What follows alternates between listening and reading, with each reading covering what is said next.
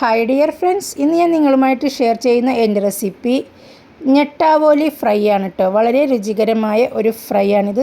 ഈ റെസിപ്പി നിങ്ങളൊന്ന് കണ്ടു നോക്കൂ. ഇനി നമുക്കൊരു മിക്സിയുടെ ചെറിയ ജാർ എടുക്കാം കേട്ടോ. അതിലേക്ക് നമുക്കൊരു 20ഓളം ചുവന്നുള്ളി ചുളയും പിന്നെ നമുക്കിതിലൊരു 15ഓളം വെളുത്തുള്ളി അല്ലിയും പിന്നെ ഇതിലേക്ക് വേണ്ടത് എന്താണെന്ന് വെച്ചാൽ ഇഞ്ചിയാണ്. നമ്മുടെ വിരലിൻ്റെ വലിപ്പത്തിലുള്ള ഒരു കഷ്ണം ഇഞ്ചി, അത് ചെറിയ പീസുകളാക്കിയിട്ട് ഇട്ട് കൊടുക്കുക. പിന്നെ കുറച്ച് കറിവേപ്പില, നല്ല ഫ്രഷ് കറിവേപ്പിലയും പിന്നെ ഒരു ടീസ്പൂൺ പെരിഞ്ജീരകവും പിന്നെ ഇതിലേക്ക് നമുക്കൊരു ടീസ്പൂൺ മഞ്ഞൾപ്പൊടി ചേർക്കാം. ഇനി ഇതിലേക്ക് നമുക്ക് 2 ടേബിൾ സ്പൂൺ മുളക് പൊടി ചേർത്ത് കൊടുക്കാം. എരിവുള്ള മുളകാണെങ്കിൽ 1 ടീസ്പൂൺ ചേർത്താൽ മതി കേട്ടോ. 1 ടേബിൾ സ്പൂൺ, ഞാനിവിടെ 2 ടേബിൾ സ്പൂൺ മുളക് പൊടിയാണ് ചേർത്ത് കൊടുത്തിരിക്കുന്നത്. 1 ടേബിൾ സ്പൂൺ കാശ്മീരി മുളക് പൊടിയും ചേർത്ത് കൊടുത്തിട്ടുണ്ട്. ഇനി ഇതിലേക്ക് ആവശ്യത്തിനുള്ള ഉപ്പ് ചേർത്ത് കൊടുക്കാം. ഇനി നമുക്ക് ഇതിലേക്ക് വിനാഗിരി ഒഴിച്ച് നല്ല ഫൈനായിട്ട് അരച്ചെടുത്ത് മാറ്റി വെക്കാം. ഇതാണ് കേട്ടോ ഞെട്ടാവോലി. നമ്മൾ വെള്ളത്തിൽ ഇട്ട് വെച്ചിരിക്കുകയാണ്. നമുക്കിത് മാർക്കറ്റിൽ നിന്ന് പീസുകളാക്കിയിട്ടാണ് അവർ തരിക. അപ്പോൾ വീട്ടിൽ കൊടുത്തതിന് ശേഷം നന്നായി ക്ലീൻ ചെയ്ത് നമുക്ക് മറ്റൊരു ബൗളിലേക്ക് മാറ്റി കൊടുക്കാം കേട്ടോ.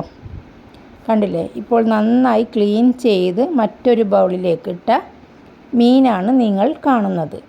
ഇനി നമുക്ക് ഇതിൻ്റെ മീതേക്ക് മസാല തേച്ച് പിടിപ്പിക്കണം.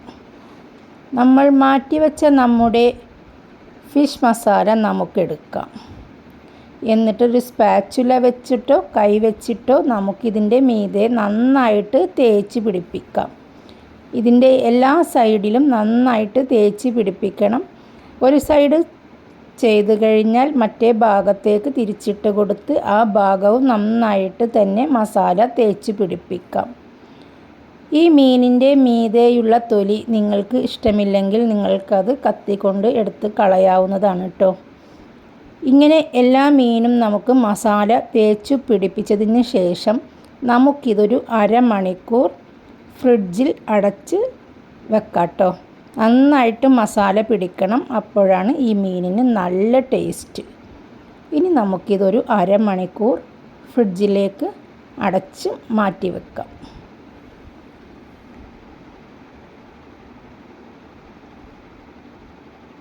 മീനിൻ്റെ മസാല ബാക്കി വന്നാൽ നമുക്കത് ഫ്രിഡ്ജിൽ സൂക്ഷിക്കാം. ഇനി നമുക്ക് അടുപ്പിലേക്കൊരു പാൻ വെച്ച് കൊടുക്കാം. പാൻ ചൂടായി കഴിഞ്ഞാൽ നമുക്കതിലേക്ക് വെളിച്ചെണ്ണ ഒഴിച്ചു കൊടുക്കാം.